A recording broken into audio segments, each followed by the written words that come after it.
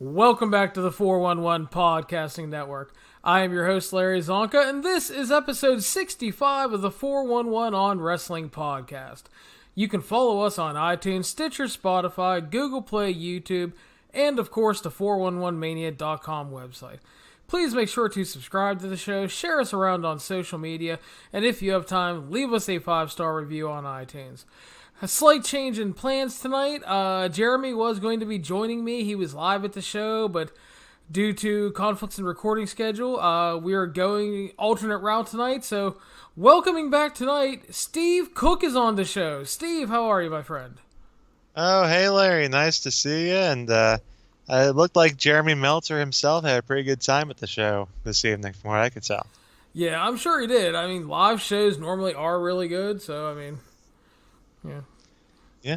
And I think as we both kind of talked about off the air, I think we both thought it came off well on television. Very much so, yeah. Another hot crowd. That is definitely the one thing AEW has going for them every week. They're drawing good crowds. They're drawing lively crowds that are into the show. And just, you know, when you have those lively crowds like that, man, it's just, it's so glaring how it can make everything better. And then you have, you know, various shows where you see like, you know, it'll be a fine show or a good match, but then the crowd is absolutely dead, and all you can think in the back of your mind is like, you know, in front of a hot crowd, this is probably a great match.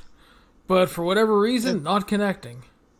Sometimes it's just like that. Sometimes the product doesn't connect with people. You'll see good matches go out there and not do well, but then, especially on Raw, you see this happen a lot. You'll see you'll have some good stuff on there, but it's just kind of surrounded by like a slog of stuff that just kind of wears people down. Yeah, fucking 3 hours, dude. Hard to fill. 3 hours plus dark matches plus whatever kind of other bullshit they want to throw on there too. Are you mocking the illustrious main event taping before the show? I haven't watched the main event since. Oh, good God, back. Oh, I think I saw the first one they had on the WWE Network of Daniel Bryan versus Kane. That's why I remember about that. That was the last time I watched main event. Fair enough. I mean, you're not missing much. Don't worry about it. But I heard Dana Brooks having a hell of a run on there. Well, her and Sarah Logan had a 8-match feud, including a match where they inexplicably tagged together one week, which was funny. So it's the same kind of booking they have on Raw then, where you face each other 15 times. Exactly. So, or for that matter, they do it on NXT too. Let's be honest. Yeah, but that feud is not over between Sarah Logan and Dana Brooke. Their series ended at 4-piece, but since they're on different brands now, four. We're gonna have to wait, Steve. That sounds like an inter-brand Survivor Series style match to me, Larry. That's right. A little main event special on Survivor Series. May throw in Tanyara or something, make it a triple threat. Why not? So before we begin, without getting too deep into it, what are your just kind of initial thoughts and various excitement levels possibly for NXT being part of Survivor Series now? It makes sense. I mean, since they're telling us that NXT is now officially a top brand, you got the 3 top brands, you got Raw, SmackDown, NXT. It kind of has to be that way, and especially we all know everybody, because all we talk about anymore is ratings and demos and things like that, and everybody knows that NXT's been lagging behind AEW Dynamite, so they got to do something to pull that up. And if you're looking at it from Vince McMahon's perspective, well, I have 2 top brands in Raw and SmackDown. Why don't I drag them onto NXT? And that should help because my other guys are tremendously popular. You can see why somebody would think that. Whether that's going to work out or not remains to be seen. I guess we'll kind of find out once the ratings come out tomorrow whether that's good or not, or later today since we're doing this awfully late. But in any event, we were talking about too, the thing that kind of bugs me about Survivor Series and kind of bugs me every time they do the whole brand versus brand thing, like Raw versus SmackDown and whatever. I just don't see why people who have been on Raw or have been on SmackDown for like 2 weeks would be all loyal to the cause. I just don't really understand that. I can kind of see the NXT folks' perspective why they would be loyal because most of them have been on that show for quite a while, and Triple H has done a pretty good job in fostering loyalty to that brand. But I just don't see it for the Raw or SmackDown guys. I mean, Brock just jumped ship last week, right? We jumped ship on Friday, so. Yeah, the kind of blind brand loyalty thing every year comes off a bit odd. I will say, though, that Triple H sabotaging the plane leading to NXT running wild on SmackDown was the best episode of SmackDown in a long while. So it's Triple H who got into trouble with with the Saudis. That's what happened there. And I'll agree with you. That was a tremendous episode of SmackDown. But then, when you know it, they had a show on Monday. Yeah, I mean, Raw... I'll put it this way. Raw wasn't bad. I know everybody wants to say every week that Raw is instantly bad. It's tempting. And I get it because a lot of weeks it's not really good. It is a struggle to fill that 3 hours. You get some good stuff in there, but for a whole package, it's generally... It's okay some weeks, and then it's just there. And that's, honestly, I've talked about this a ton of times with Jeremy. In 2019, that's just okay to good is not acceptable all the time anymore because there's just too much out there. There's too much other stuff that people could take their time to watch. And, like Impact a lot of weeks is a strong, consistent show. It's solid. It's often good. And people were like, well, that's great. It's the most consistent show. I'm like, yeah, in many ways it is. But again, that's not good enough, especially in an era where your profile is low. You're charging for pay-per-views. You're not making a lot of money off pay-per-views still.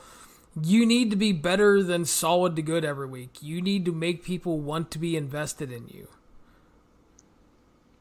That's absolutely right. And it's kind of interesting. We'll get back to the SmackDown situation where the NXT guys came in and quite frankly had a good show. And I gotta tell you, if you're a main roster member and you're kind of sitting there watching how easily they're able to replace you on that show, doesn't that kind of make you wonder about your position, your lot in life? On one hand, yeah, but on another hand, we're in an era where they're not getting rid of people. Especially with anybody with, like, any sort of name. I mean, Christ, they re-signed Jinder and Mojo and the Kanellises for, like, $500,000 a fucking year. How about Randy Orton playing him like a fiddle, too? I've been kind of up and down Randy Orton over the years, but God bless him for just playing them perfectly to get himself a nice little contract extension. Oh, fuck yeah. Well, I love everybody going... Good for him. All these people are like, well, he was never going to go there anyway. It's like, obviously he really wasn't going to go there. But the fact is, Randy Orton is not stupid. Randy Orton understood that there was competition out there. Randy Orton dicked around on social media and played into it and got fans talking.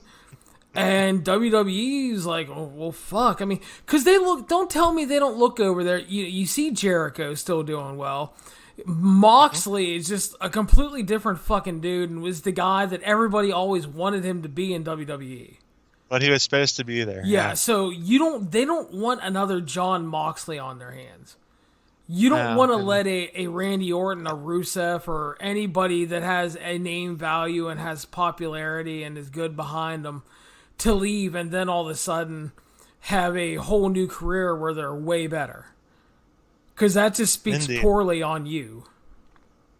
Yeah. So Orton used it, got paid, and I bet Cody and Jericho probably knew what he was up to, and they're cool with it. Yeah. Exactly. They're like, get your money, but son. Here's the other thing, too, is like why he was never going to get there. Besides the fact that he was just playing the game to get paid, which I can totally respect. I mean, that's like Jimmy Hart picking up all those paydays around Crown Jewel. I mean, God bless him. But, I don't know if anybody's really fucking watched the Randy Orton match over the last, 5 years. I drifted in and out. The dude works his style. He stays in a box. He doesn't like to bump. He's not going to go to AEW and work their house style.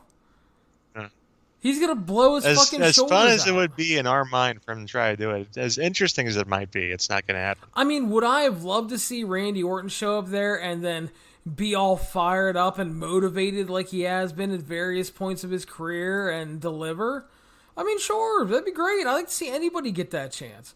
But, I mean, it wasn't going to happen. The man is going to get paid. He works a reduced schedule. He gets weekends off, hangs out with his hot wife, goes to the beach. I mean, brother is living the life.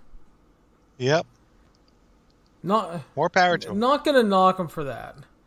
But Steve Cook, it's Wednesday night. It was another tremendously fun Wednesday night. We have wrestling to talk about. Best wrestling night of the week. It is. So we're going to start off AEW Dynamite, 11/06/19. Started off with the Bastard Pack versus Trent, Steve. What were your thoughts on this match? I love the Bastard Pack. I just do. I mean, how did that guy ever be a babyface? It completely confused me. He's just terrible. He's a terrible human being. He hates everybody. He hates everything. It's just fantastic stuff. From his facial expressions, just the way he carries himself in the ring, to his promo afterwards, which was short and sweet, got to the point. Just a tremendous character. And he got to look pretty good here against Trent. I thought it went a little bit longer than I probably had him go through Trent a little bit quicker. But then again, you gotta dig the best friends package with Orange Cassidy. Orange Cassidy throwing those frickin' stiff kicks. Jesus Christ, son, you gotta calm that shit down. Am I right? You gotta calm that down, man. If you're gonna be a superstar in this business, he can't work so snug, man. It's crazy. But the kids love him. The kids love him though. So. Good for him. Good for them. And I think that act's got a lot of potential with Orange and Trent and Chucky T. So I can kind of see why they drug out a little bit. And I'm not quite sure what happened at the end there. Was he really supposed to kick out of the Black Arrow? That just I don't know. That seemed a little much to me. I think what it was supposed to be. I think it was supposed to be a kick out directly into the Brutalizer, and he didn't kick out. I saw it on the replay. It came off as a great near fall because I didn't catch it the first time. But, I mean, Pac hits the Black Arrow. Bryce counts 1, 2, and then he's waiting for him to kick out, and he doesn't. I thought it was it, man. I thought it was over. Like, wait a minute, what the hell? So this is not WWE. The referees were apparently not told to call it like a shoot. So Bryce just held it up, and then Pac locked onto Brutalizer and finished it. Obviously, small hiccup, but I thought overall, very good match. Crowd was hot for it. The right winner ahead of the pay-per-view, and Trent got a chance to shine before losing, and he's very good. Yeah, it's been a while since I've seen a Trent singles match. I mean, I'm sure you've seen a lot more than I have. He's probably done some single stuff over in Japan and whatnot, but been a forever and a day for me, so it's cool to see. So, and then as you mentioned, Pac cut a little promo afterwards, promising to make an example out of Paige at the pay-per-view. And make an example he shall. Yes, Paige is going to try to do some cowboy shit, and they did make a shirt out of that. And we heard a cowboy shit chant later in the show, so it's working. That's right. Next, Steve, we got into the money portion of the fucking show here. Cody Rhodes arrived. It was always the money portion of the show. Cody Rhodes interview time. And I still see online, there are a lot of people that are not sold on Cody. Oh, it's mid-card Cody.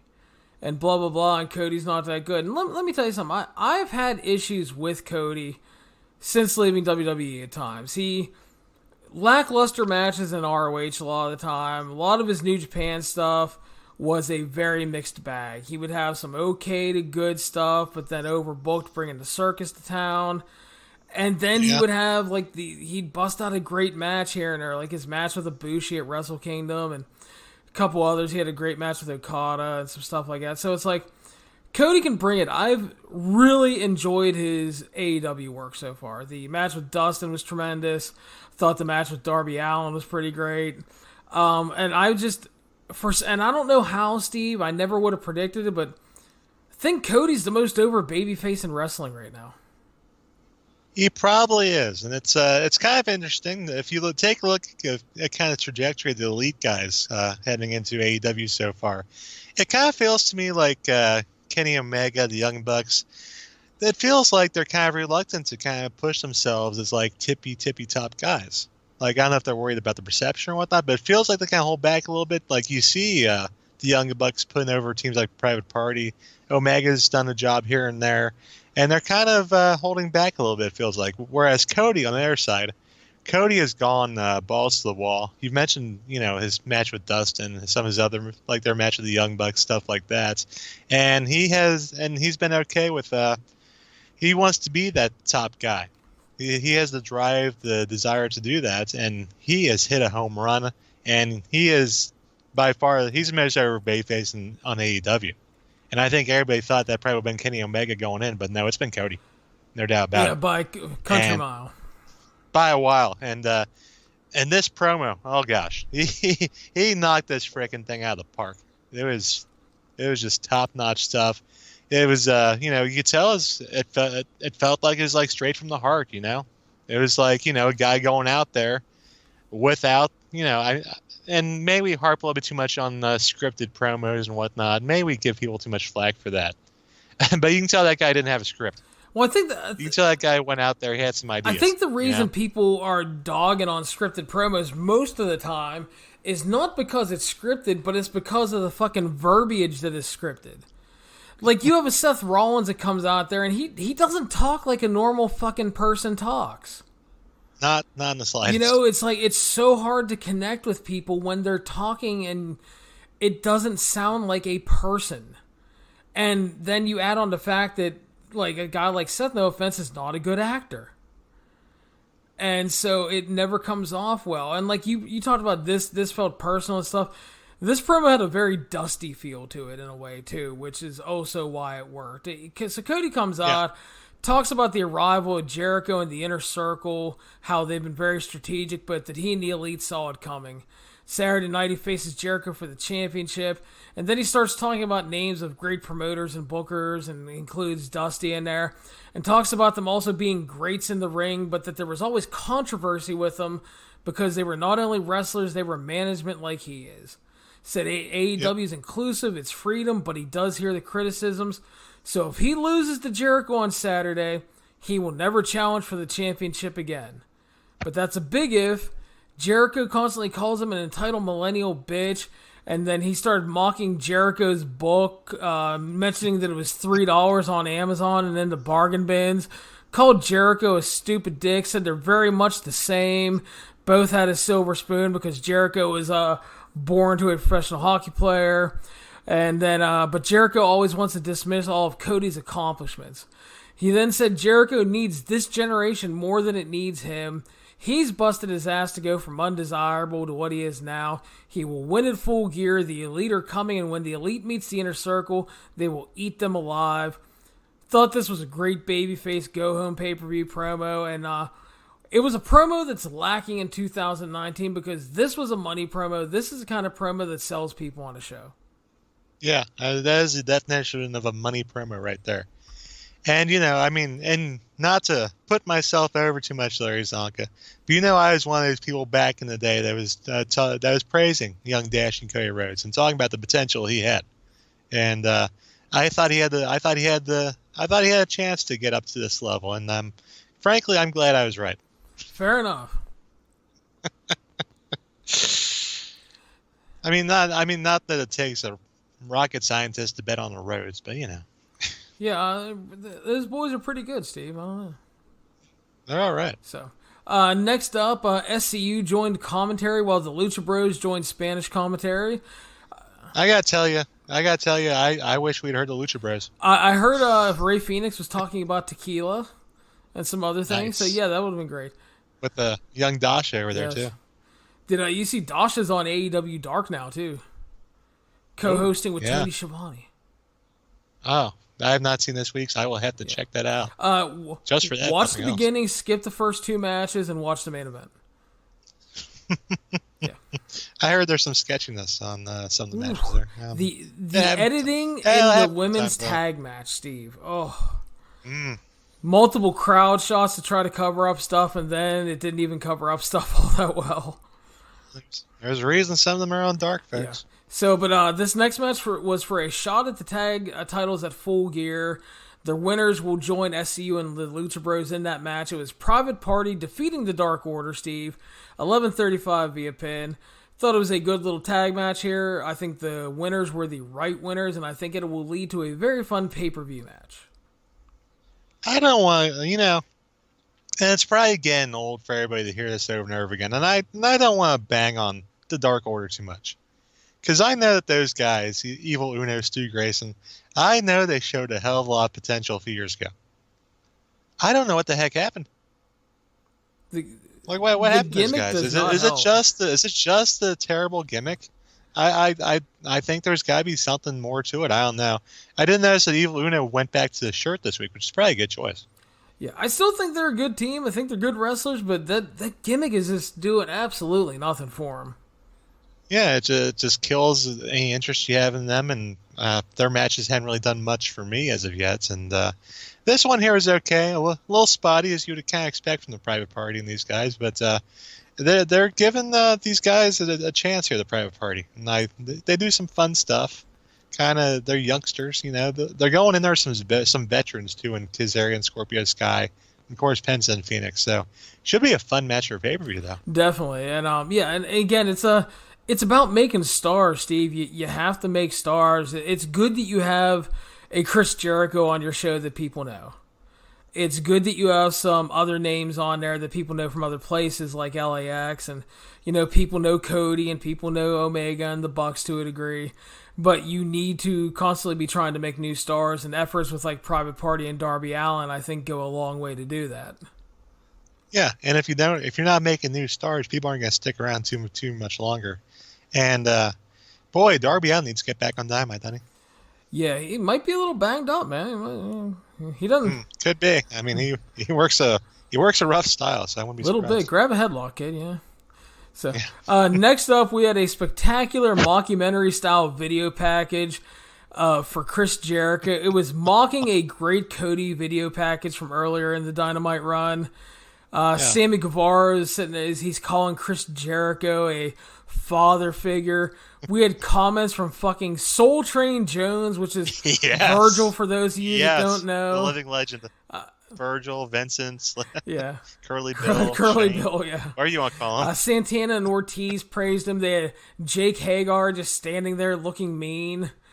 Apparently the big hurt now, like Frank Thomas. And then we had comments from Chris Jericho's aunt's friend from church, a lovely old woman who was Mrs. Bobsky. Yes, who was talking about how Christopher was a good young lad, and then later on said that Jericho would whip Cody's ass.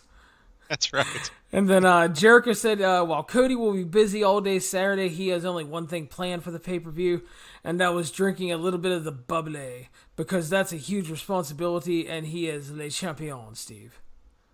He also had, I think it's Santana who dropped the phrase dead ass. That's pretty great.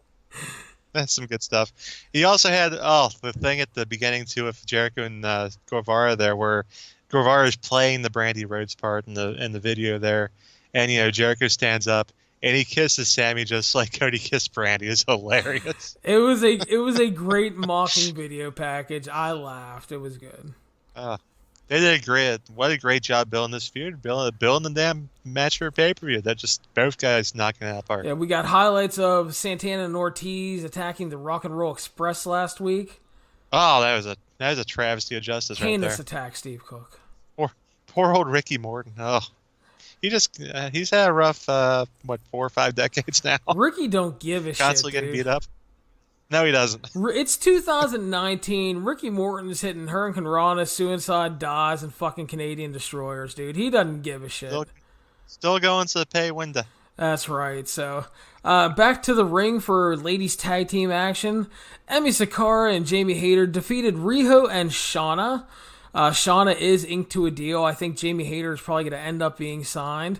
Thought this was a good tag match. Everybody got a little bit of time to shine, and Emi Sakura pinned Riho with the student outsmarting the teacher to add some drama to their pay-per-view title match on Sunday, Steve.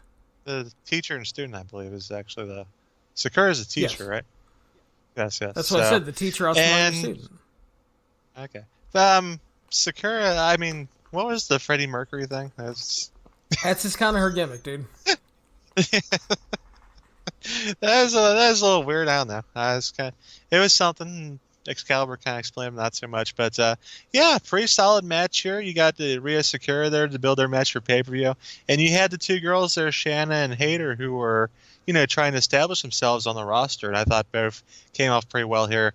I'm a fan of Shanna, Larry. In a certain way. You know what I'm saying? I'm getting at there, but that's a good signing for AEW right there. I think that'll be good going forward. I think the women's division, we all know, has been kind of gone off to a little bit of a slow start. They've managed to establish Riho as the top girl there. She's very popular with the crowd, and they need to kind of build some stuff around her. It feels like some of the stuff they were planning kind of fell through, and now they're trying to find some stuff that'll work. And maybe they found some stuff here because, I mean, Sakura and Shanna had a good match last week, and this was pretty good too. That was Hikaru Shida and Did I even mistake that? Oh God, that sounds terrible. No, That's okay, Steve. I will forgive you. I thought it was the same person. No, it was... That explains a lot, though, because then I was wondering, like, why is she a heel this week? Yeah. Then speaking of the women, we got a Brandy Rhodes video package. She's apparently an evil witch queen now, talking about being dismissed and called stupid and only known for being Cody's husband, but she outsmarted everybody, and they were basically hyping that Kong is with her and that nobody can stop them. Yeah. I don't really have much to add to that other than, well, I mean, Brandy is looking like Brandy, so... At least she wasn't, like, summoning voodoo powers like last time. I was, like, a little crazy, but... So Kong is probably not going to work a full-time schedule, right? I would imagine not, just because she was having bad back issues. So, and Brandy's targeting somebody, and we're not sure who she's targeting. It could be anybody, quite frankly. Waiting for her to dethrone Rio, man, so the internet could explode. Was it Hayter she attacked that one week for no apparent reason? She laid on Hayter and then did a little voodoo stare at her and put a shanty on her. But apparently, I mean, and somebody told me later that, well, I guess Brandy had a match with her somewhere, and Brandy got injured during it, is what this person told me. That might have been when she got injured in Japan and fucked her shoulder up and broke her collarbone. Okay, and Hayter also works over there, so I guess she was in that match. And my thought was, well, it's great, but there was no mention of this anywhere I saw on television. Yeah, if that is the case, you got to mention that, definitely. Yep. Next up, Steve Cook. Shawn Spears defeated Brandon Cutler just over 3 minutes via pin. Your thoughts? Shawn Spears is a good chance for him to get back on track is what this was, pretty much. Cutler's been kind of he's 0-3. He's in that role to put people over, and it's good to get Tully Blanchard out there in front of the Charlotte fans to get a nice little reaction for him. But it's you gotta have these people are talking about. Well, maybe they're not gonna have the jobber matches because they had a bad rating for Core Hour or something. But you gotta have matches like this on the show to get some people over. And Spears is kind of a guy. I think we kind of forgot about him for a little bit there because he had the big loss to Cody. And then after that, he had that one match with Moxley. But other than that, he hadn't been doing a whole heck of a lot. So good to get him back out there and doing something. And then, of course, after the match, we had good old Joey Janela run out there because apparently, and this is something, apparently there was an incident where Shawn and Tully tried to detach Janela's tongue from his mouth. Yeah, it was an angle from AEW Dark. Shawn Spears won. Brandon Cutler, I mean, I'm going to call it what it is, and it's not a bad thing. He's there because he's friends with the Young Bucks. But the guy's in shape. The guy works hard. For 3 minutes, it was a good little match. And he did a good job putting guy over. Exactly, and that's what he was there for. Spears picks up a win. He picked up a win on AEW Dark last night. And, he was going to beat down Brandon Cutler some more. Joey Janela made the save. The angle on AEW Dark was Janela at the end of the show was out back smoking after he won his match. And Tully came up and was like, you're an asshole. You put your cigarette in my beer the last time I saw you. And then Spears attacked him, beat the shit out of him, and then they held him down and grabbed a pair of pliers and grabbed his tongue and held his mouth open while Spears shoved the cigarette down his mouth. That seems a little excessive to me, to be honest with you. Well, I mean... That seems like an excessive reaction from Tully Blanchard to having a cigarette put down as a beer, which I know is kind of a dick move, let's be honest. Tully likes his beer, dude. It seems a little excessive, Tully. He might want to stick to the decaf is all I'm saying, man. Jeez. So it looks like we're building up to a Spears-Janela match, which gives them both something to do. Sure. And, Spears needs something to do, and Janela is... He's had some good hardcore matches, mostly on AEW Dark, and he does get a reaction from the people. So why not give him something like a a few of Sean Spears. Good work. Next we got a really good Jon Moxley versus Kenny Omega hype video for Saturday's pay-per-view. Really enjoyed that. Yeah. And then we went to the main event. Steve Cook, Chris Jericho, and Sammy Guevara ended up defeating Kenny Omega and Hangman Page. 13-10. It kind of broke down at the end. Hagar distracted the ref. Pac arrived and kicked Page in his fucking nuts. What a bastard. Said, do some cowboy shit now, bitch. And Jericho hit the Judas effect for the win. So it was a really good main event. Everybody worked hard. Jericho snuck out another win by being an asshole. And that led to a big, hot show-closing brawl. The Inner Circle attacked. Oh, that's great. Cody made the save, and then Jericho and Hager ran off. MJF, which if you don't know is Cody's best friend, arrived, and he attacked with chair shots. Rolled Jericho into the ring. Cody hit Crossroads. That didn't look too good. Fucking Moxley arrived with a barbed wire bat. Jericho attacks Cody. Omega then gets his barbed wire broom. Santana and Ortiz attacked him. The Bucks ran out and we brawled.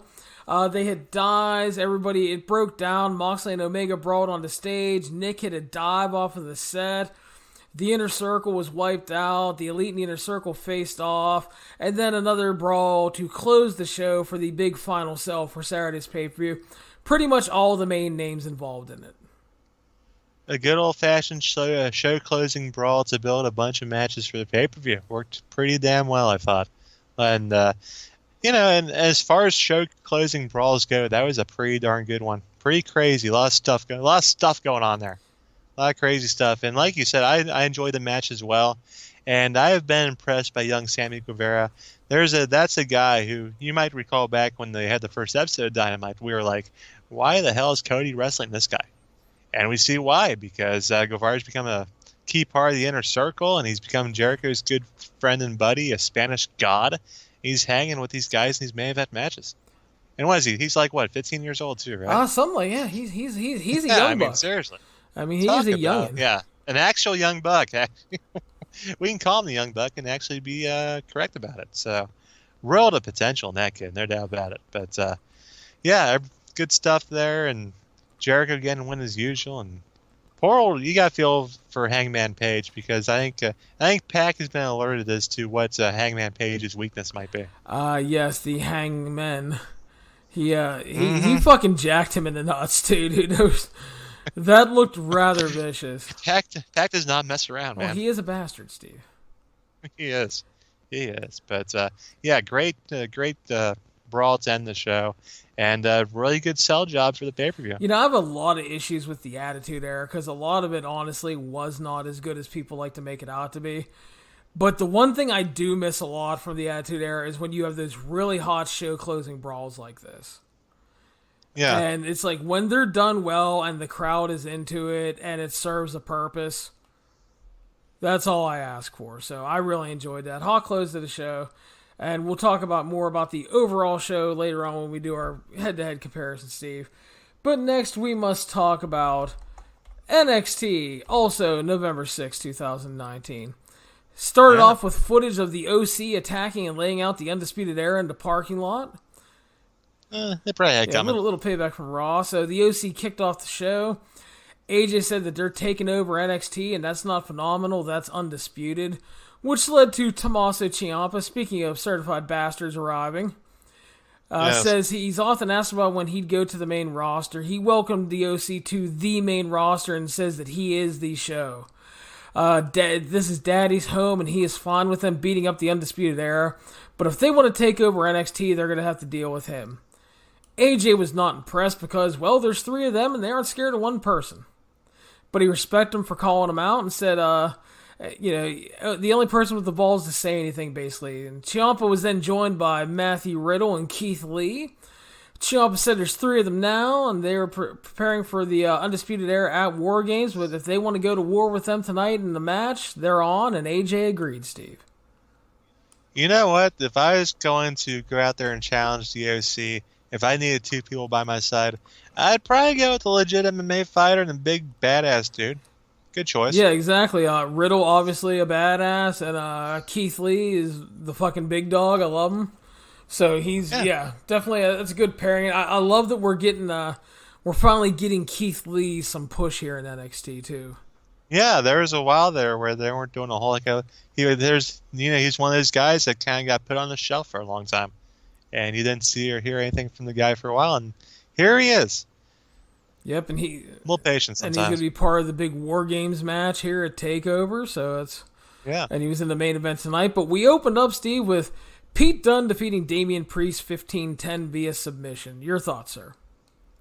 Yeah, this is one of those feuds where they kind of just had a random attack, and then they had that match that was pretty good, and there's been some Killian Dane involvement, which came into play later on, where it was a lot like the main event match they had a couple weeks ago, and Pete Dunne got the win back, but then as soon as he did that, here comes Killian Dane to kind of continue the business, and it appears to be a kind of three-way feud they're kind of building there, apparently. That's what it looks like, because he went after both guys when he came out. So, it'd be interesting. And, hey, you know what? I'm fine with it. It gives them all something to do. Gives Killian Dane, importantly, something to do. And, a lot of people are like, oh, why is he back in NXT, blah, blah, blah. I'm like, well, they weren't fucking doing anything with him on the main roster. If you remember, they brought up Sanity and killed him. So there is one dive that Priest tried to do on there's one dive where it looked like he damn near killed himself. That was kind of scary. The step up dive, yeah. That was not. I think he grazed on. Well, that one was okay comparatively to Matt Riddle almost dying in the main event.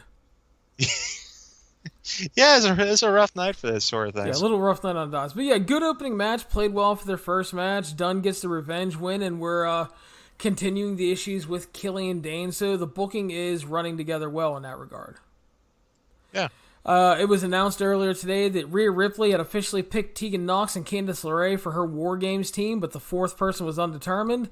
Shayna Baszler did not pick the Horsewomen partner. She picked Bianca Belair and Io Shirai, vastly superior choices, and her final spot is still open.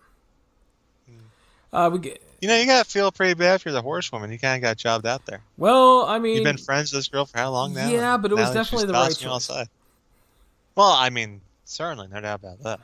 I mean, if I had to choose between Io Shirai and those two, or Bianca Belair and those two, well, kind of easy choice. Various reasons as well. Various reasons, which, we could get into those on a different show. So we got a promo time from Dakota Kai. Said she came back from her injury with more fire than ever, and she'll prove why she deserves a spot in the War Games match tonight when she faces Shayna Baszler tonight. And we'll see what Shayna has to say after she kicks her face off. Well, if she kicks the woman's face off, she's not going to have anything to say. I mean, this is accurate, Steve. Next up, for what I thought was the lone not good thing on the show, Tainara defeated Santana Garrett in Santana's main roster debut here. 4 minutes and 5 seconds via pin. I did not think this was good. I thought there was a lot of awkward exchanges and slow motion points in this match. Like, Santana Garrett hits her back spring elbow. And then all of a sudden it's like they cut the frame rate in half. And they walk out of the corner. She goes behind Tainara. They walk over to the ropes very slowly. And then they go backwards very slowly into an O'Connor roll spot. And it's like, what the fuck are you guys doing? I swear to God that it's like they forgot what they were doing. And there was also that spot where Santana tried to hit her finish, that little handspring into the moonsault. And, that didn't look too good either. It looked like Tainara kind of rolled into it pretty much. It's kind of ugly. But the thing is, I mean, I like Santana a lot for various reasons. But to be honest, she's been wrestling for quite a while. And she's kind of been at the same skill level the whole time, right? Honestly, yeah, I think that's a fair assessment. Yeah, I mean, some people are just like that. They show up, like Velvet Sky was like that. Velvet Sky showed up in TNA one day, and she was at a certain skill level, and she remained at that skill level for the rest of her career. Well, some would say she got worse, but... Well, it seemed like the same skill level to me, to be honest. I'll give her a little credit there, but I thought Snare did it. I mean, Snare looked okay for her skill level, and also okay for other various reasons. I was going to ask you, I heard on the commentary that Santana's father passed away this past year, And I was wondering, because I'd seen on Women of Wrestling, did this ever come up? Did Tessa Blanchard ever get blamed for killing him? Not that I know of. I mean, I've been watching every Because episode. I'm pretty sure Tessa killed him. I think that's what happened there. I wouldn't put it past her. I mean, she's been a little vicious on that show, so Yeah. either that or Sophia Lopez had him taken out. See, that's definitely a possibility. You can't trust her. I mean, she is the power broker. Absolutely. But yeah, I mean, yeah, this was what it was. It was kind of a lower. It was a tier very women's- developmental match. Very developmental. There you go. Good way to put it. Tanera, I think Tanera does have some. She potential. definitely does. I mean, she has a great look. She has a good background, and I think there is potential there. And she shows flashes of it sometimes. But I mean, you're only going to get so good working the coconut loop and working lower tier people. I mean, she needs more matches against people with experience. She needs to work like EO more and people like that to start upping her game. And yes, And I think she will get this chance. and Santana feels like you said. It kind of. I agree. I think she's someone that kind of peaked early and then stayed there. And we can just hope that the Time Performance Center helps that. Exactly. So. Because Velvet Sky never had that. Nope. Got a video package for tonight's Angel Garza versus Tony Nese #1 contenders match, which led to champion Shayna Baszler in a non-title match, defeating poor Dakota Kai at 11-13 via submission. I thought this one was really good. I thought they did a good job, and I thought Dakota had a really good babyface performance, and the closing stretch was well done, but she unfortunately failed again, Steve. She is she always has a strong babyface performance. You gotta give her credit for that. And Baszler looked good, just kind of beating the crap out of her as she is wont to do. But certainly Dakota Kai did not fulfill her promise of proving why she deserved to be in War Games because, well, she got tapped out. That's right, and that led to the post-match where Jessamine Duke and Miranda Shafir beat the shit out of Dakota. Team Rhea Ripley appeared, and they were also joined by Io Shirai and Bianca Belair. We had the brawl on the floor. And then enter Sandman hit as Mia Yim, playing the role of the Sandman, arrived with a kendo stick and beat the fuck out of anybody moving. Yeah, she did. She wasn't messing around with that thing. She was like Pac out there, not messing around. So then she stood tall with the rest of Team Ripley in the middle of the ring, running off the heels. I don't know if she skipped the kendo stick day, the kendo stick practice at the performance center. You think they have that? I wouldn't think so because I'm sure Terry Taylor would put the ixnay on that. I think CZW used to have the training for that. Probably. For, hidden with various objects, which, you need to know those things. But, yeah, Mia Yim looking like a roll beater, which I approve. I've always cared. I've always liked Mia. So, yeah, that came off really well and more build towards the War Games match. Speaking of building to War Games, Kathy Kelly interviewed Tommaso Ciampa and asked if he had found a final partner for the War Games. He says, "We will know when the time comes, but tonight he's happy to take out the OC." Also a fan of Kathy Kelly. Hard not to be, Steve. Yeah, good people there. Did you see Kayla Braxton and her Halloween costume, by the way? Oh, I missed that. Dude, go to her Instagram. She dressed as the Elasti-Woman from the Fantastics movie. Oh, that sounds promising. Very good. She filled out the outfit. That wasn't the one with Bobby Fulton and Tommy Rogers, right? No. That was a different one. But she filled out the outfit nicely. I'm sure she So we did. return to the ring, Steve Cook. Angel Garza, which again always makes us think back to our TNA days and Hector Garza. Yes. #1 contenders match, defeated Tony Nese 12-20 via pin. Thought they had a good match here. It was a good follow-up to Garza's recent booking where he's been looking to get a Cruiserweight title shot. So beating a former Cruiserweight champion in a #1 contenders match sets him up nicely for that shot, I felt. And that's the right choice, too. I mean, we've seen Tony Nese with the title. That's the thing that happened, and that's kind of in the past now. Garza, kind of the new young thing coming up the ranks. Got a role to potential, too. Just so, a lot of people in the show got role potential, and he's one of them. And we saw Lio Rush come out after the match, and, Garza him with that slap. He's like, Rush wanted to have the big old handshake, and Garza just slapped the taste out of his mouth. That was good stuff. He did, dude. He Good slapped stuff. the shit out of him, dude. That was He wasn't messing. A lot of people tonight were not messing around. exactly. That was good stuff. You know, because here's the thing. It's like, you know, when you're in the ring and stuff, you hit and you chop each other rather hard at times. And, like, I hate when you do an angle and someone's supposed to slap somebody and it's like you're tapping your sister. Like you're play fighting, like, hey, sis, pap, how you doing? No. If you're going to fucking slap somebody, and I hate to put her over, but be Stephanie McMahon. Because when Stephanie slaps somebody, she doesn't fucking hold back. She didn't throw working slaps, no. So, I mean, Leo ate a big slap here, and that was fine, and apparently they are facing off next week for the title. Yeah, which sounds like a pretty good idea, man. I like that match. Backstage, Rhea Ripley says what Mia Yim did tonight was brutality, and she picked Mia as the fourth member for her War Games team. Mia claimed that they were going to collect bodies at War Games, and Dakota Kai was looking sad in the background. Rhea looked back at her and apologized and said that, I'm sorry, Dakota, you just didn't make the cut. Dakota walked off as a sad panda, Steve. Yep. Well, I mean, she didn't make the cuts, and let's be honest, she wasn't looking too good after that match and after that beatdown. So, not in great physical shape. Already got the bad leg and bad who knows what else. So you can't drag somebody like that into War Games. You can't do it. Heel turn coming, Steve. Oh gosh, maybe, but I don't know if I want to see that. To be honest with you. I don't know either, but I could definitely see it, especially if it's War Games and she screws over Tegan, dude. Maybe she could team up with Io Shirai, and maybe she could, I don't know, maybe evil Dakota Kai could have kind of the same effect that turning evil did for Io. Yeah, maybe Dakota ends up on Team Shayna. Who knows? So they could have like a horse, so they could have like another member of that team that could work? I guess.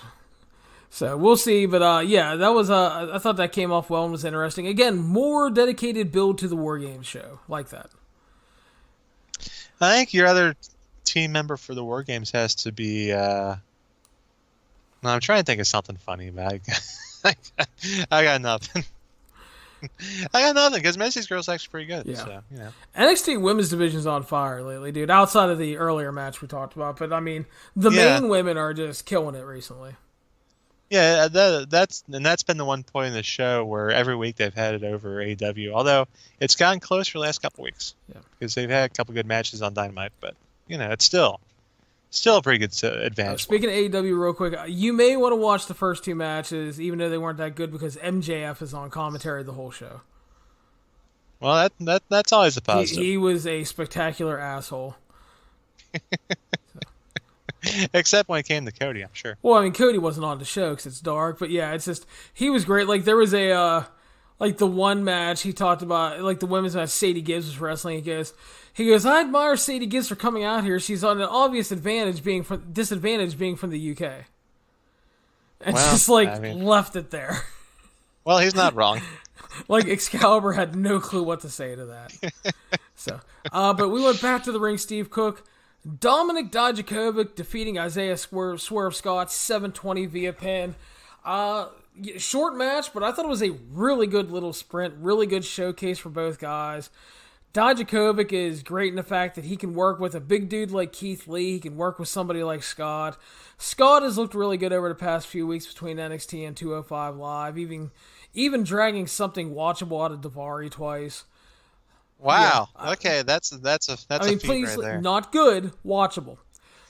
Well, that's a feat too. But it's Swerve, a guy with the world of potential. Yeah. I think we can all agree on that. And I mean, they didn't have to go 13, 14 minutes here. They had a nice little short match here. They got a good amount of their stuff in. And, you know, watching Dijakovic throw little people around, I can get down with that. Yeah, and that's the fun thing about him, because I do love him kind of hossing around and then doing shit he's not supposed to do with Keith Lee. But then getting to see him play monster sometimes is just a ton of fun. Yeah. So. Good times. Announced for next week, Steve, with the War Games advantage on the line, Io Shirai and Mia Yim in a fucking ladder match. Yeah, like that. Okay.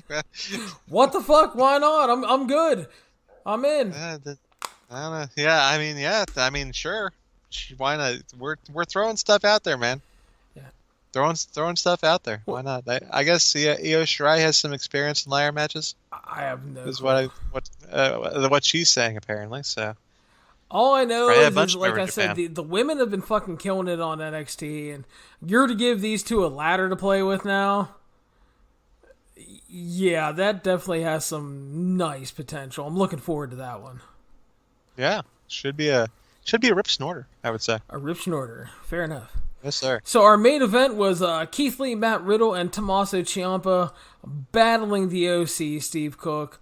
They went to a no contest at 13 and a half minutes. I go to you for your thoughts first.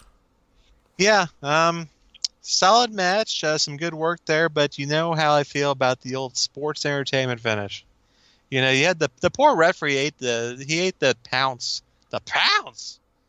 I used to be able to do that good, but not anymore. But, you know, I love Keith Lee's pounce, too. It's great. Nice little throwback. Always appreciate that. But I understand why they did, because you don't really want any of these guys to lose. OC's probably not going to do the job.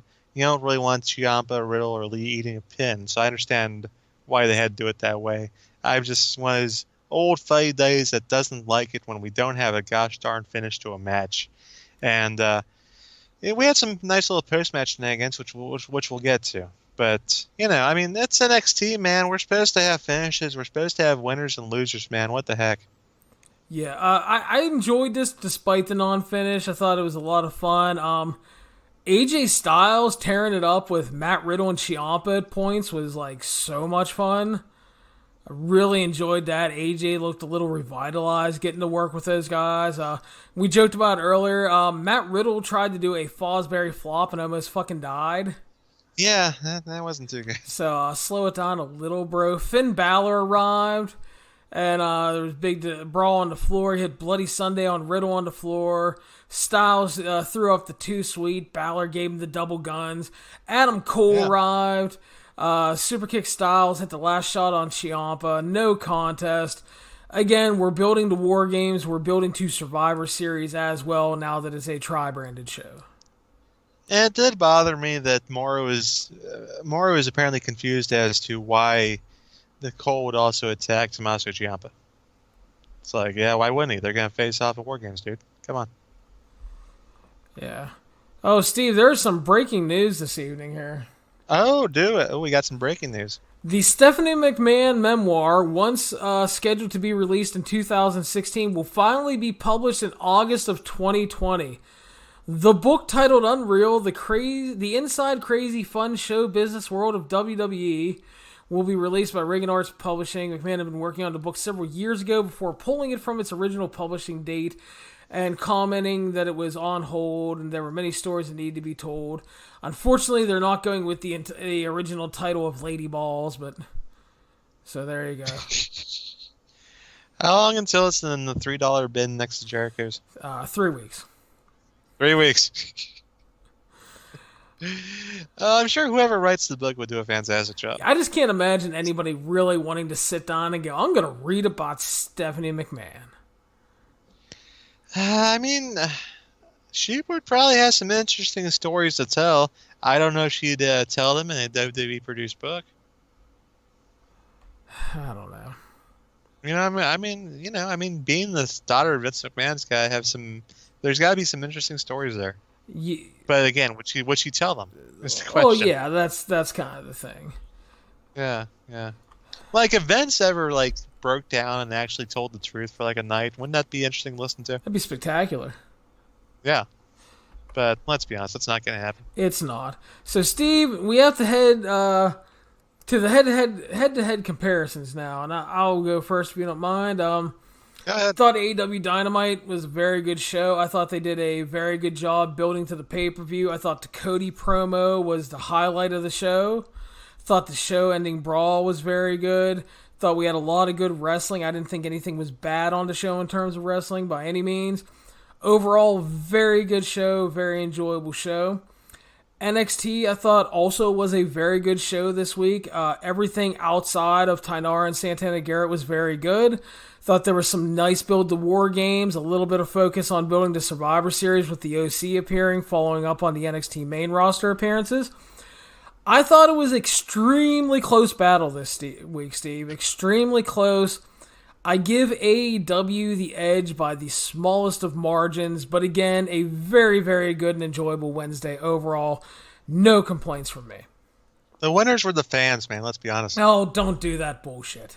Yeah, the winners were the fans, by cracky. But I'm with you. I also give AEW the slight edge, mostly due to the fantastic promo work by Cody, that spectacular video from Jericho, yes, that was good. And the matches up and down were pretty good. I mean, even that match with the short match with Spears and Cutler was very good. So I thought up and down the show delivered. I thought the Charlotte crowd sounded hot. I'm sure Lambert had a great time there. I think I heard him a few times. He was. I don't know if he's trying to start some Jericho chants. Probably. I think that's what happened there. I think that's what I heard. But no slight at all to the NXT crew. Put on their solid show. I mean. And we don't want to bang on the 10-yard and Santana too much, but I mean everybody else brought it, man. Everybody brought it. Good stuff. And nice to see AJ and Luke and Carl there too. And again, too, because that's their first time in NXT too. Remember, they didn't have to. That's right. And again, I mean, if the Santana and Tainara match is like the absolute worst thing you're getting on the show, and everything else is really good, I mean, yeah, it's still a really good fine. show. I mean, yeah. That's fine because even that has something going for it. So, but so again, you know what I'm saying. I know what you're saying. But again, another extremely enjoyable Wednesday night, Steve. I'm loving Wednesday nights. My favorite night of the week right now, followed by Tuesday, because I'm enjoying Tuesdays because we got NWA Power, AEW Dark, and Impact. Did you catch the NWA show this week? I'm gonna have to catch it tomorrow. I needed some sleep yesterday. Fair enough. Thunder Rosa finally makes her debut. Oh, good. Oh, good stuff. Good stuff. And Marty Bell, another one of my favorites too. Yes, Marty Bell was on the show as well, and we have a big Colt Cabana James Storm national title main event. Yeah, well, that's right. Colt earned the title shot last week with the big win in the 6-man tag. So makes sense there. And if I recall correctly, Storm mostly won the title because Cabana had an injury. Yeah, they shot the angle in an ROH show. Colt had that nasty thigh injury at the time and was still recovering from it, and NWA needed to put the title on Storm, so they just did I think it was like a 2-minute deal where Storm talks him into the match and then kicks him in the leg and ends up beating him and whatever. But yeah, so Colt Cabana and looking for his revenge. So yes, the NWA show is a good show. You'll enjoy, Steve. Well, that's good. And then we have MJF on commentary for Dark, and I've been also promised Dasha. So hey, sounds good. Yeah, Dasha's a nice addition to the show. She played well off of Tony, and it was. I'm sure Tony was pleased. Dude, Tony Schiavone is living the best life. That dude is the best part about AEW commentary right now is just hearing how joyful Tony Schiavone is. He is. He was doing good work in MLW, and I enjoyed it, but it's totally different in AEW because he's just having so much fun, and he does a good job of putting stuff over. He doesn't do the grumpy old man Jim Ross shit, but you can tell he's happy working with Jim Ross again. Apparently, he loves working with Excalibur. So, sure. I mean, it's just... Yeah. And speaking of Excalibur real quick, I think for a dude that is now 6 weeks in calling wrestling on national TV, think we need to give this dude a lot of respect, because not only did we know he was a good announcer before, but he's doing such a good job of sending the commercial breaks and setting up videos and everything, and just, stuff that you would expect that to be Jim Ross's role for working TV so many years. Yeah. But... and Excalibur never really had to do that working for PWG. Exactly. He just had to work on being a good commentator, and now he's doing all this other stuff. So, yeah, quick aside there, I thought he's been doing really well. And also, Tony also gets to be one of Cody's best friends, too. Exactly. And I do Tony kind of playing the Mean Gene role occasionally and doing the interviews and event center stuff. Because that plays to his strengths really well. Yep, it does. And it's good. And we've talked before about how, up until Tony's comeback, there are a lot of people out there who just remember Tony from the later years of WCW Nitro, where he had pretty much checked out, most people in that company had checked out, and he wasn't too good back in those days working with the drunk Bobby Heenan. It was just bad times, and now he's been able to kind of show why people spoke so highly of him back in the 1980s, back when he was on top of his game, and he's on top of his game right now, it looks like. So, more power to him, and to Excalibur doing a great job, and well, JR hasn't annoyed me as much the last couple weeks. I don't know. JR has his moments. It's like, dude, fucking stop yelling at the cloud. The one show where they did mostly tag team matches was just, his worst effort. And I'm sure if he heard me saying that, he wouldn't be too happy. But it's like, I appreciate him wanting tag rules and everything, and yes, they can enforce that a little more, no doubt. But I mean, it's not his job to harp on that. It's his job to put over what is in front of him on the monitor.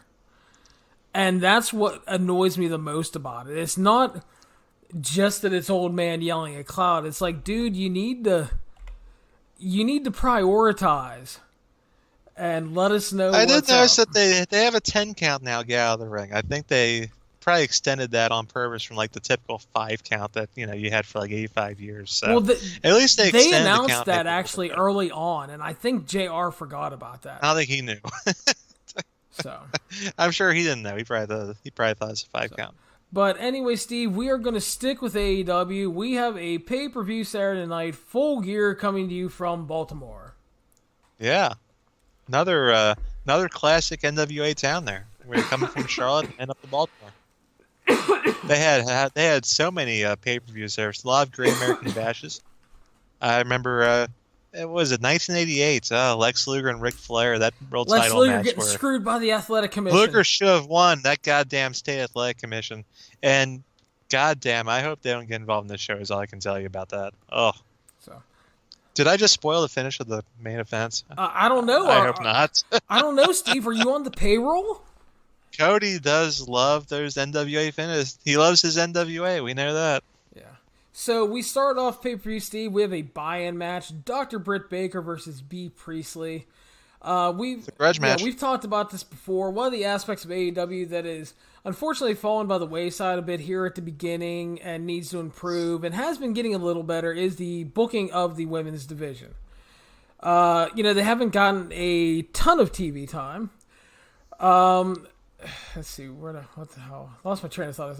They've been on AEW Dark a little bit. Sorry, I had like a whole thing planned, but so this match actually has a bit of a rivalry to it because B injured Britt during the summer at the one show, and so they've feuded a bit over the summer in tag matches, gone after each other in battle royals, and they played that up on a really good interview on Dark. I love Britt's cutting this promo, and she's like, some people are professionals, and some people are pieces of shit.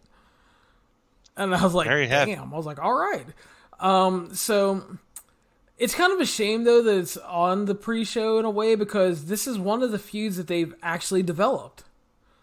And you would think it would be on the main show. I think Britt has a ton of potential. She looks like a star, and she has a great look, and I think she'll get there in time.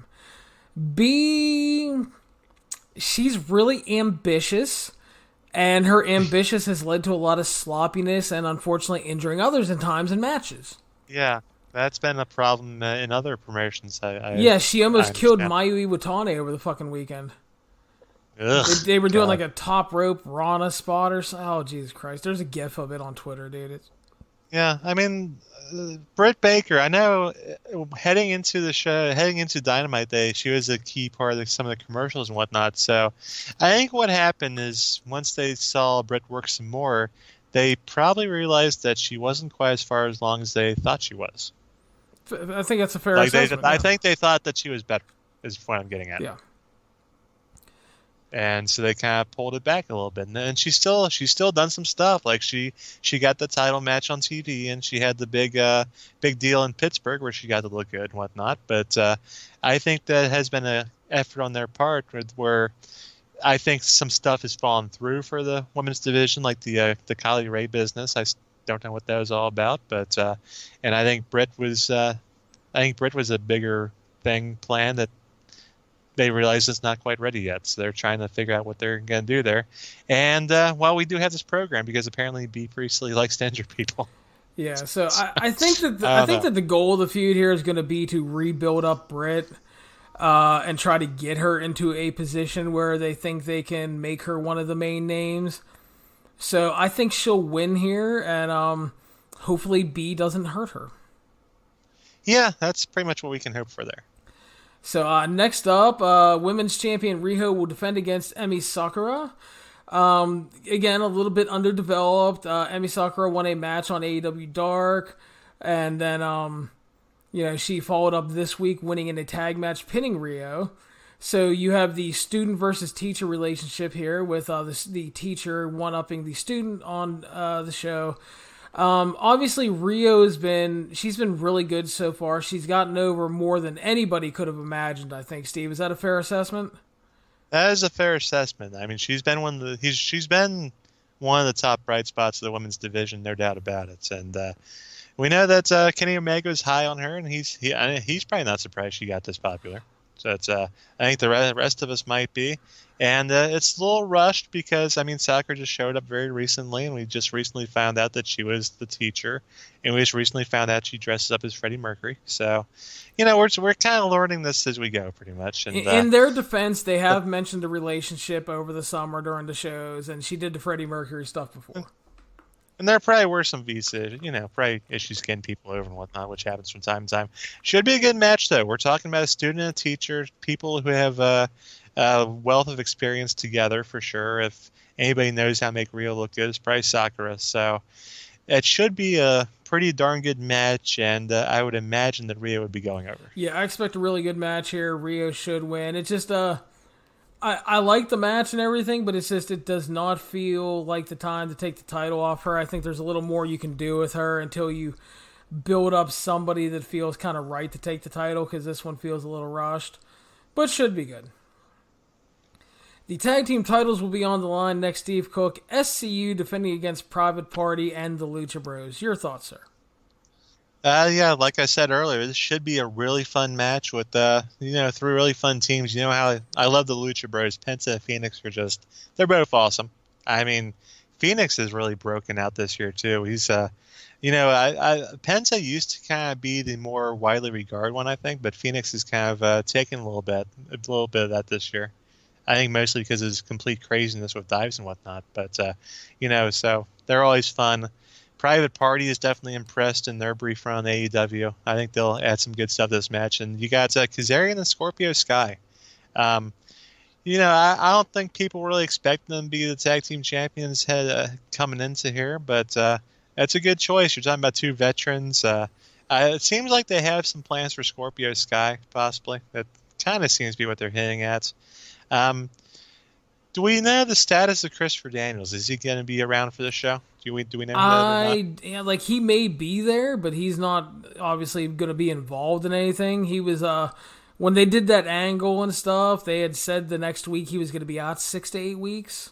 So we'll see how that plays out. I mean, they've kept him off TV so far and everything, so we'll see what happens. I wouldn't. Yeah, and I mean, I would not be surprised, honestly, to see it be a quickie title change. You think so? As much, it would not surprise me, because as much as I like the SCU with those guys, I wouldn't be surprised if they just kind of hot-shot it over Lucha Bros. That's fair, dude. I mean, they could do that. I don't expect it. I'm kind of leaning SCU right now. I haven't put a lot of thought into it because it was just announced like 3 hours ago. So, but I mean, I'm thinking SCU, but I mean, you may be right. They may have wanted to do that feel-good story in the tournament and then just switch it back. And you could also do the fact that, I mean, you could have one a Private Party take the fall and then do the rematch on TV later on, have the Lucha Bros win that clean, and then move on from there. I'm kind of thinking SCU holds on to it, though, because I'm thinking Santana and Ortiz win later in the show. And I think that they face SCU. Okay. That would make sense, but too. I don't think your theory's out of the question, though. I'm not sure about it. I'm going to have to put a little more thought into it. Yeah. The next match, Steve, is the Bastard Pack versus Cowboy Shit Hangman Page. The Cowboy Shit. Definitely be a lot of Cowboy Shit here. And Pac definitely got the upper hand on this evening, which would seem to speak ill of his chances heading into this show. But they've been keeping Pac pretty strong.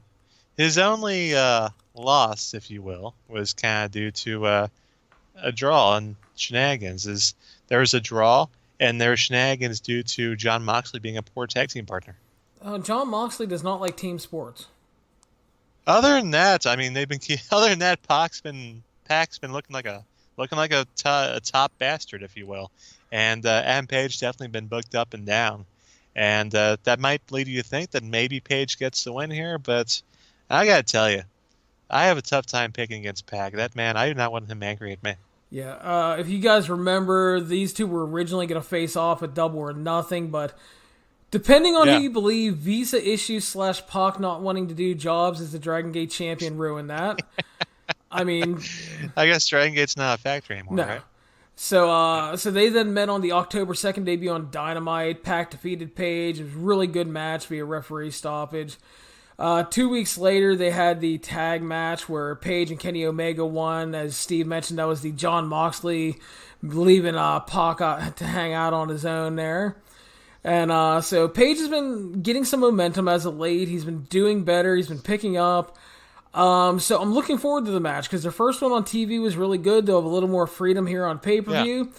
I think you can make the argument easily for Page to get a big win here because they do see a lot of him. They probably have plans. But you have Pac. I'm going to keep messing up the name forever now that I've quote-unquote learned the real pronunciation. He's been absolutely fucking great so far. He comes off as a star. Everything he does look good. Plus, he's been intertwined with the Moxley and Omega stuff. So I feel that they're going to want to continue to explore that. I think Page loses here. And I think that Page may be going heel soon.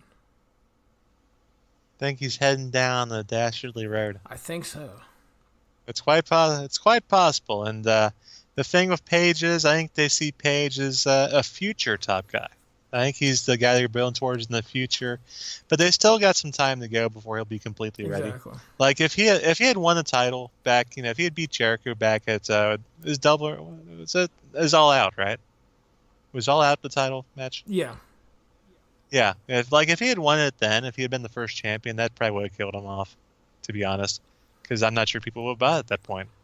But I think he'll be ready for it, but it's going to take some time, and I think he goes through things like losing the Pac, and you got to go through adversity sometimes. I think young Hangman be in for some adversity on Saturday night. I think you are correct, Steve. Next we go to the Young Bucks versus Santana and Ortiz. Steve, your thoughts first. Yeah, the Young Bucks, like I mentioned earlier, they have not shied away from putting people over.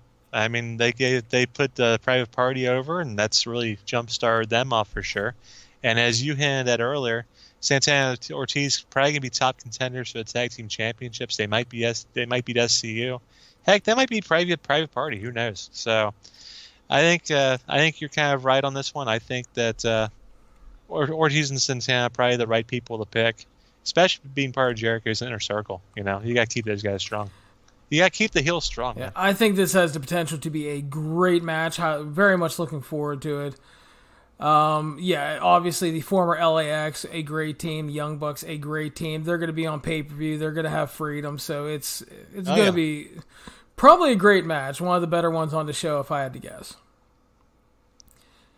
One would think so, barring some kind of silliness or something. Barring somebody maybe dying on a Fosbury flop or something, that'd be horrible. That's always a possibility too in some of these matches with some of these guys. So, to be honest. Next up, Steve Cook, unsanctioned match. Yeah. Jon Moxley versus Lights Kenny Omega. This match was originally scheduled for All Out, but the Moxley injury with his elbow picked up a staph infection as well during the G1. He had to miss time, so that match was canceled. The good news is that he's okay now. He has been great since coming back. They've kept the heat on this feud going really well. I'm excited for this match, but I do have some minor issues with the stipulation choice that I would like to discuss. First of all, this is the third unsanctioned match already in AEW since May. The first two really didn't need to be labeled as such. They could have just been street fights, hardcore matches, or no DQ matches to avoid what feels like diminishing returns here. Next, the Lights Out unsanctioned match has historically been a last resort match to where A feud between guys has gotten out of hand. The promotion kind of throws their hands up and says, we're going to let you fight, but we take no responsibility for the match, the results, the possible injuries. They just let them do their thing. I think the feud has been done well, but I don't think we're quite at that level of this just yet. And again, seeing that we've already seen 2 of these matches and that Moxley and Omega have each been involved in one, it again feels like diminishing returns. I don't think we needed to do that. And finally, and in all honesty, it feels a little bit like a cop-out on the win-loss record deal. Because the unsanctioned matches, quote-unquote, don't count on the win-loss records because they don't want one of these guys taking an official loss. So that annoys me a little bit. So I'm not a fan of the stipulation. But with all those complaints being said, which I think are perfectly fair, Steve, I'm really looking forward to this. The match has been built really well. Moxley has been great post-WWE, delivering in big-time matches. Omega pretty much always delivers in big-time matches. I think Santana and Ortiz and the Bucks is going to be great, but I think that this one is probably going to end up stealing the show. They're going to have an assload of freedom with that stipulation. I know a lot of people are probably leaning towards Omega winning. I'm going to go with Moxley, and with it being unsanctioned and no DQ and no rules and stuff, I think Pac may even get involved to set up a potential triple threat match down the line. See, you're kind of going down the road I was going down, because when I think no rules, when I think non-sanctioned, when I think lights out, you got to think of Jon Moxley. This is his style match. And we saw Omega do it, Joey Janela, sure, but it's still, and he's got the barbed wire broom, but you still don't really think of this as being a Kenny Omega kind of match. You think of Kenny Omega as like your traditional straight-up wrestling guy who does wrestling matches, does long wrestling matches, and Moxley's the guy who gets the plunder out and does some crazy stuff and whatnot. So I think if you're going to a style match, Moxley has to be the favorite. And I understand what you're saying, and yeah, I think the reason they do it is because they don't want guys to take a loss on the win-loss record, and that does feel like a cop-out a little bit. But at the same time, I would also say that these guys could probably survive a loss on the win-loss record. Yeah, I think they can. I think if you build up a match big enough and you deliver, that it can be okay for a guy to lose. It's not necessarily about the result. We talk about all the time, like, Swerve Scott lost to Dijakovic tonight. That was a hell of a little match. He didn't look like a bitch when he lost. Yep. It's all how you present it and how you present the person that loses. If they have a really good match, like Dakota Kai came across as a great babyface. She just came up short again because she's not ruthless like Shayna, which is also why she ended up not in the War Games match, because she decided not to go Sandman like Mia Yim. Yep. So, it's a presentation thing. So, I'm going Moxley, and you're going Moxley as well, Steve? Yeah. I mean, I gotta stick with my fellow Bengals fan. Come on now. It's been a rough year. Yeah. So, and that leads us to the AEW Championship match, champion Chris Jericho versus Cody. I think at the beginning there were a lot of concerns they were making Jericho the first champion from a perception thing, and it's an old WWE guy, blah, blah, blah, blah, blah. But as you mentioned, it might have been disastrous for Paige, and the thing is, Jericho's been really great so far. He's the youngest AEW champion. Don't forget that.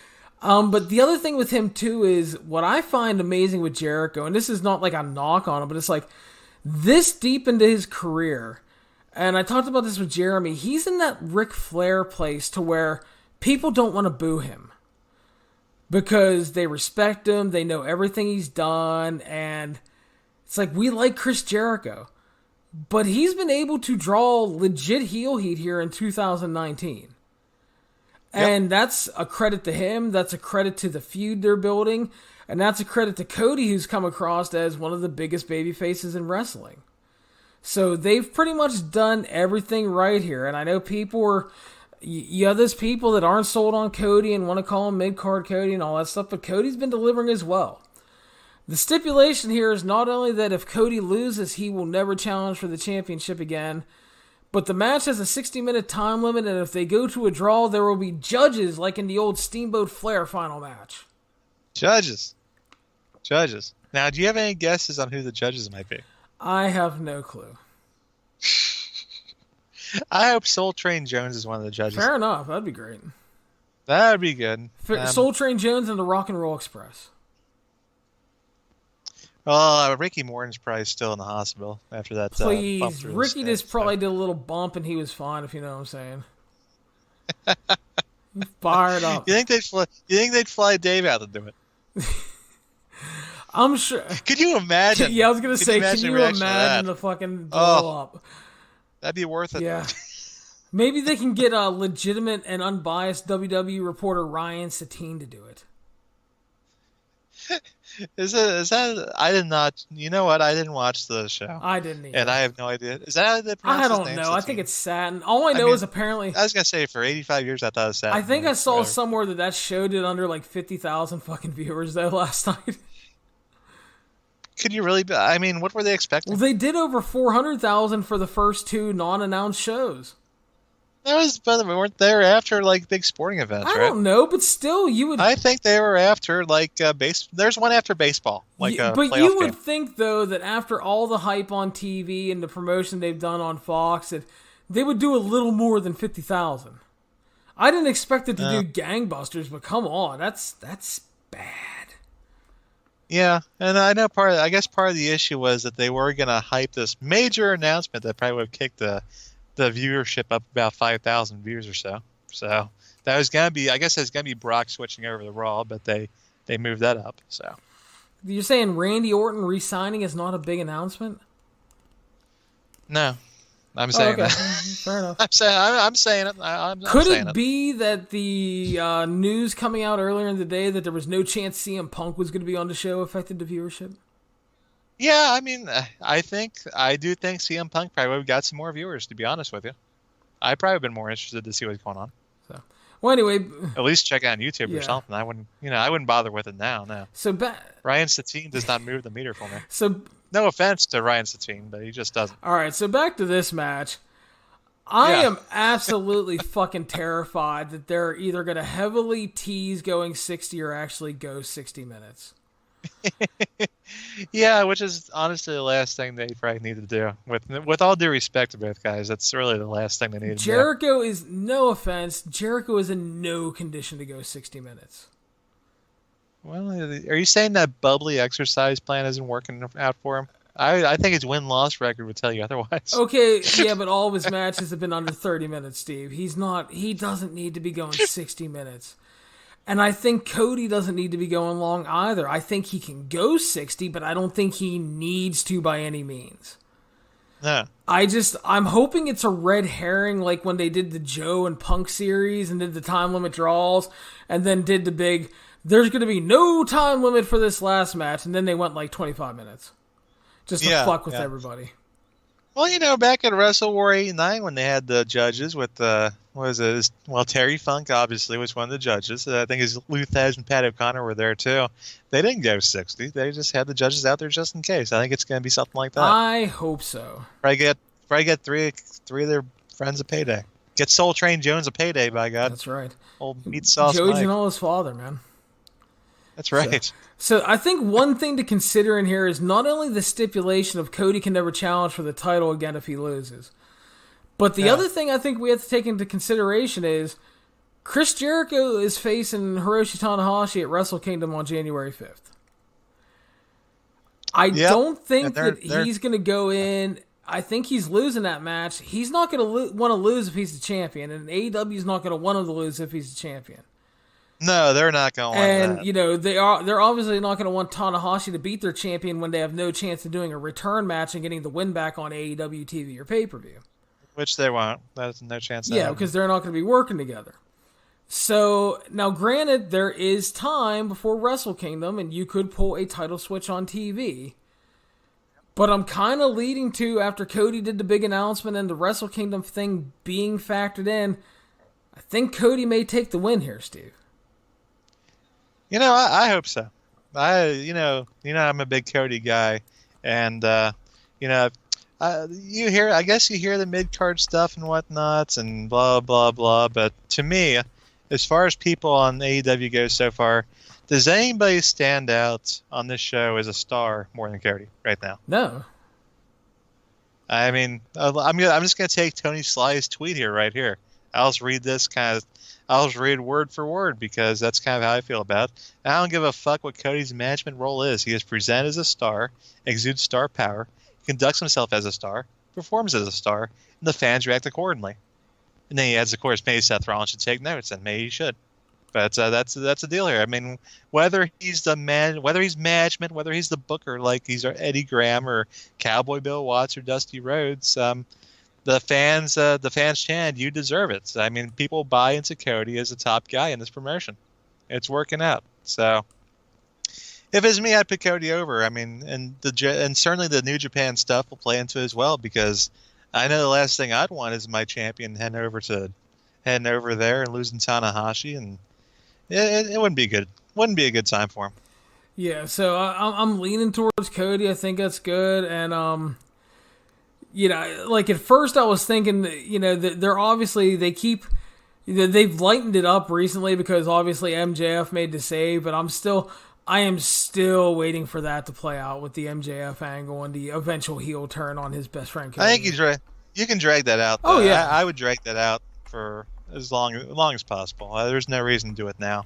Yeah, you got to get us even more introduced to the man who is the salt of the earth and just a fantastic human being, MJF. I don't know why people think you turn on Cody, to be honest with you. I still love the 1 week when they were doing the big brawl and MJF came out and he had the chair and everybody thought he was turning. They were waiting for it, and then he made the big save, and it was like, that's so great because everybody knows it's coming, and it's going to come eventually, but like you said, there's no reason to rush it. You gotta wait for that perfect moment, because when it happens, that motherfucker is going to be like the most hated man in the world. Yeah. That would be, I'd put that around the time where Cody would lose a title. Yeah. Not around the time where Cody's challenging for a title. I agree. So, but yeah, definitely. I think the match, as long as they do not go ungodly long, has a chance to be really good because Cody's been really good. He's over. Jericho's over. Jericho, if they can work a shorter time frame to his strengths, he's good in that setting. So, again, could be a good match, but I think Moxley and Omega likely steals the show. Now, here's a random question I just thought of that completely makes no sense. Now, if Jericho was to go 60 in the Dome with Tanahashi, how many stars would that get? Probably like 2. And that's with the Dome bump. Is that adding the stars? That's with the Dome bump, yeah. Oh, boy. First of all, Jericho has no business going 60.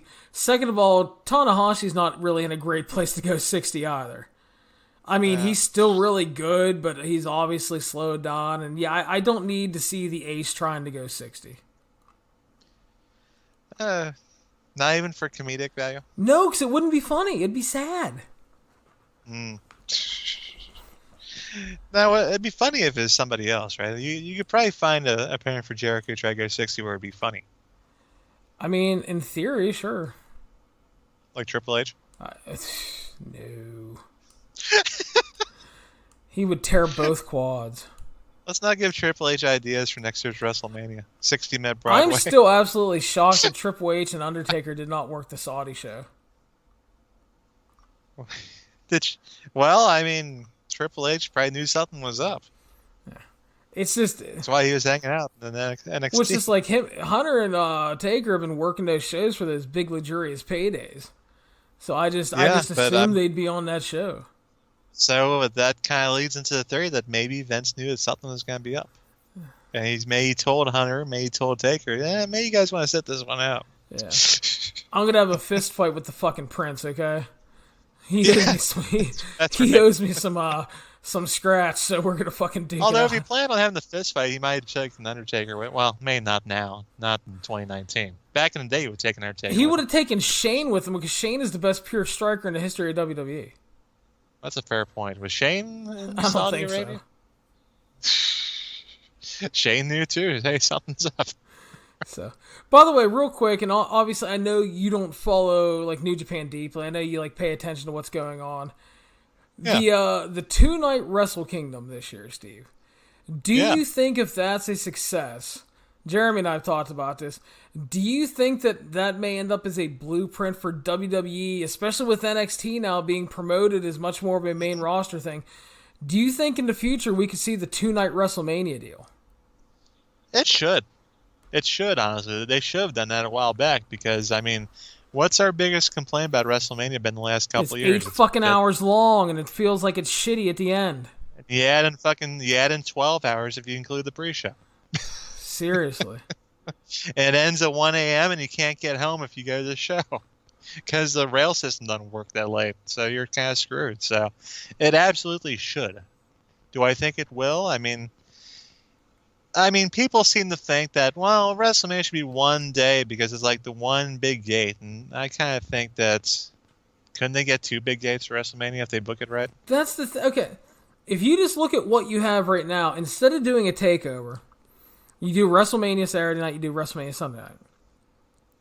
First of all, you have a WWE champion and a Universal champion. So you have 2 main events already for one show apiece.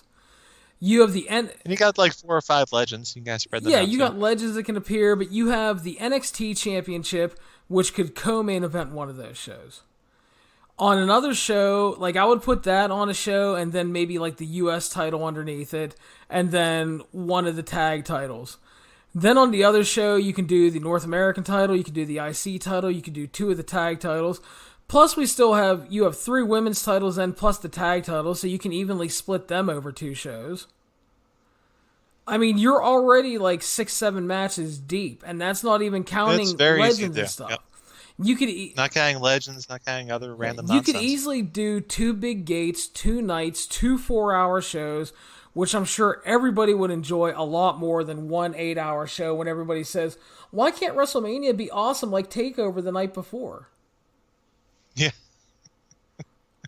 Yeah, if you fold those TakeOver matches into WrestleMania, there you go. So, bam. I definitely think that, I don't think it's like a certainty, but I think if Wrestle Kingdom is a financial success on 2 nights this year, which it's looking like it's going to be, because they've sold a good amount of tickets already. They're selling a ton of international tickets. I was going to ask how that was looking, like if it looked like it's going to be a success or not. And I think they're definitely going to get a bump now because you've confirmed Jericho, which he's been a proven ticket mover over in Japan. Yeah. You've added that. You have it's the weekend of the Liger retirement matches. They've confirmed that they're doing the double title match scenario. You have Will Ospreay and Hiromu official for the one night now, because Hiromu's back. So it's like you got a lot of stuff going on. So I definitely think if it is proven a success, I think Vince looks at that and goes, "What the fuck? We're WWE. We're the bigger company. We can outdo that." Damn right. And then he's like, "Why don't we do 3 nights?" Oh, fuck, dude. Okay, we don't need to do that. But seriously, I really think if you focused on doing 2 WrestleManias, 2 4-hour shows, and because there's so many fucking people that go that weekend. Plus, the other thing is, if you're doing 2 Manias and instead of a Mania and a TakeOver, you're going to nuke a bunch of indies. Because that second Mania is going to cause a bunch of people to go, well, do I go to my 3 or 4 favorite indie shows, or do I catch both nights of Mania? Yeah, and most people will pick both nights WrestleMania. I mean, I think there's a good chance of that. So, I mean, I think there's a possibility. So, it'll be interesting to see what's going on. I definitely think it's something they should explore because they honestly don't do themselves any favor with that god-awful 8-hour fucking runtime. They have to, and they have to be aware of that too. Well, you would think so, Steve, but I know. So, but my hope is that they see the light and do it, because I think that it's WWE. They fucking know how to promote and everything. I think they would make it a financial success, and it's just I think it makes more sense. Plus, you don't have to have any bullshit on the shows either. Then you could have all the. There would still be bullshit. I said you don't have to have it. I didn't say there wouldn't be. Totally different. But the thing is like, you wouldn't have to have any bullshit. You could do a legend thing or 2, but you could fucking have all those titles between WWE and NXT defended. And the thing is, too, is like, you're even kind of forgetting, dude, you can even mix in some of the NXT UK stuff. You could have the big fucking daddy Walter defending his title. Sure. You know, I mean, you could do a lot of stuff. So I'm interested to see if they do it or even if they consider it. I think they should. And I think that's going to wrap us up for tonight, Steve. I mean, yeah, I'd be shocked if they hadn't talked about it at some point. I'm sure it's been discussed. And they probably might be keeping an eye on New Japan to see how that goes. I think that they should. I think if you see them doing it and it's financially viable and a success like that, because again, it's Vince. He's got to be thinking that if they can do it, he can do it better. That's right. So, but Steve, I want to thank you, my friend. Appreciate you joining me again on the show tonight. Yes, it was a good time talking about the good wrestling here on Wednesday nights. It's like we said, it's the best night of wrestling every single week. It really is. So I want to thank everybody for listening. Thank everybody for subscribing. This is the 411 on Wrestling podcast. You can follow us on iTunes, Stitcher, Spotify, Google Play, YouTube, and of course, the 411mania.com website. Please make sure to subscribe and share to the show. Share the show around, and leave us a 5-star review on iTunes. Tell your mom, tell your sister, tell your cats and dogs if they have mobile devices. Anybody can download. We don't discriminate. And have a good week, everybody. I'll talk to you this weekend.